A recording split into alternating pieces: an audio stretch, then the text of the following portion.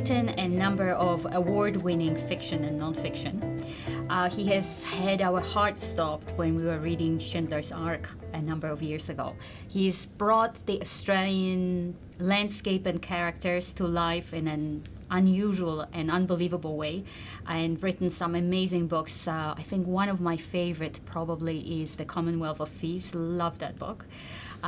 He is a living legend of Australia, and he's here with us today.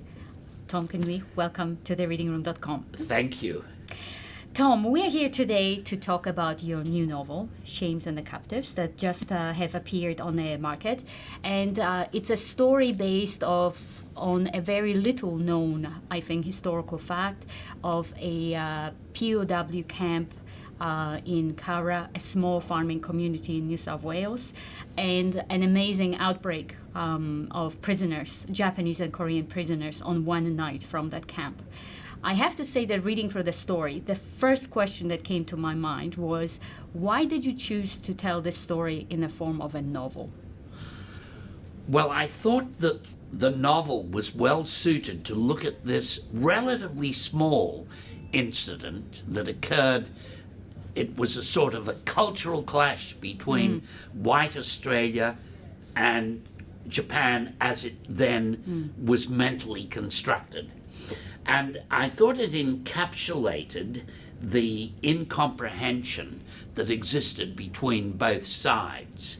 But then I remember when it happened, I was a kid when it happened, it had a huge impact of immediate fear upon me. Even though I lived in Sydney, I had relatives who lived near the outbreak, and there was a considerable fear that these escapees were after us.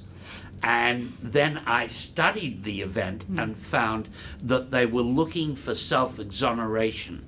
They felt that because their families had been told they were dead, and because their memorial services had been held, and because, according to the military culture, they did not surrender, yet they were prisoners, that they had to amend that by dying. And they could not confront the possibility that they would ever return to their family. Now, there were some, interestingly, in the Japanese compound, some dissenters from that, and they are part of the novel too.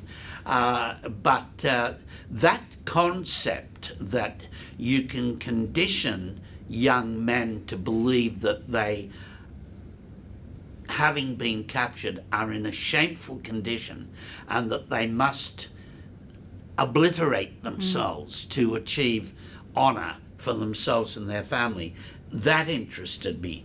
And that this should take place in white Australia as it was then, an Australia that mistrusted Asians and found the Japanese absolutely ununderstandable. And then, of course, the fact that it should take place in a prisoner of war camp where there were many Italians as well.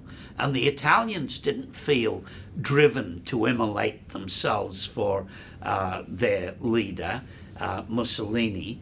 And in fact, many of them work on farms, but they know some of the Japanese prisoners, the more notable Japanese prisoners. And so there is an interaction between the white garrison and the Japanese, and the Italian inmates and the Japanese inmates. So it is a fascinating mesh of cultural relationships. I wanted to ask you a little bit more about that cultural mesh, because as much as the story itself is fascinating, I personally found one of the most interesting thing about this book, the whole notion of misunderstanding of the cultures and how we assume that certain values, things like honor, imprisonment, would mean sort of similar thing to us, and of course how wrong it is. Yes. You have told this story from two different perspectives. I just wonder, what does it take to put yourself in the head of that sort of a Japanese mentality? Did you find that hard? And do you think that it's really and truly possible to understand somebody that comes from such different cultural, historical background? Yes, even Japanese culture now, which even Japanese culture now, which is immensely closer to ours, still has its mysteries for Westerners, and that militarist culture was extremely mysterious and scary for us. But I wanted to, in this novel, to try to enter it and explain where these young men, who were after all only young men, or some men approaching middle age, who I have considerable affection for in this novel, a man called Aoki. I wanted to try to understand them interpret them from a valid point of view, at least what was a valid point of view to them. I didn't want to write them off as we did in World War II. Oh, they're just fanatical and barbarous. Yeah, there were aspects of fanaticism and barbarism, as there are in us. But I wanted to try to explain them fully. And even when I'd finished the novel, I approached an academic from Sydney University who is a professor of Japanese culture and history, and he gave me a lot of advice. I showed it to him and said, I do not want at this stage of history to be dumb about the Japanese or to grossly offend a Japanese reader should this ever be read by someone Japanese. And out in Cowra, there's a nice sense of reconciliation between Australia and Japan. And I don't want to go against that. And so even though I'm writing about the war, I'm really trying to get inside the enemy's mind, whereas in those days we're trying to penetrate the enemy's body with high explosive and bullets and so on. My purpose was to get inside the mind. And indeed, even though white Australia, I understand that because I grew up in it, there was considerable humanitarianism extended to the Japanese compound, but it meant little to them because they were already ashamed, and to treat them with kindness showed what a contemptible race we were and how little they could depend on us to mass execute them when the war ended. They had an early confidence, the people in the compound, that we would execute them when either they won the war or we won the war. That idea became less credible as time went on, and so they felt they had to provoke it themselves by charging the wire. I find the Italians fascinating, though, the range of opinion amongst them. The fact that early in the war they used to sing fascist anthems in mass and the priests couldn't stop them. The fascists, the black shirts, the pro-Mussolini people in the Italian army had enough power to sort of keep that fascist culture going in the compound. But as the war went on and fascism in Italy had fewer and fewer successes, there was a loss of faith in it.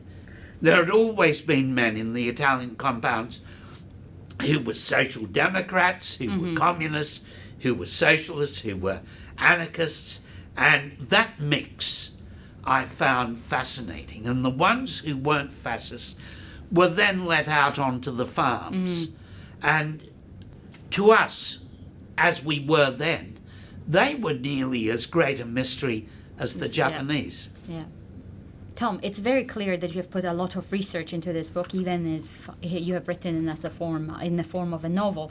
And you are very well known for nonfiction books, which have a lot of research. I wonder, as a researcher and a historian, what was the most surprising thing that you have discovered while preparing for writing this book?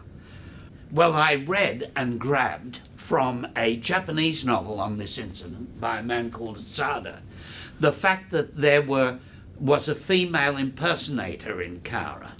And I thought, this puts a different perspective immediately on the prisoners. The fact that there were so many forms of entertainment in the compound, various forms of performance that went on in the recreation hall, that was humanizing too.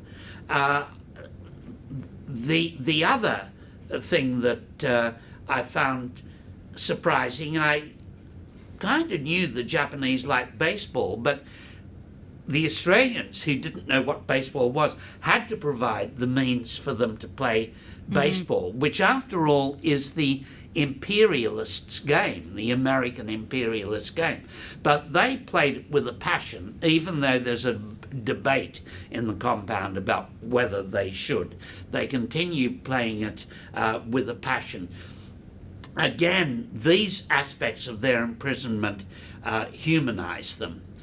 And then the attitude towards sex, about the use of opportunistic homosexuality to relieve sexual tensions.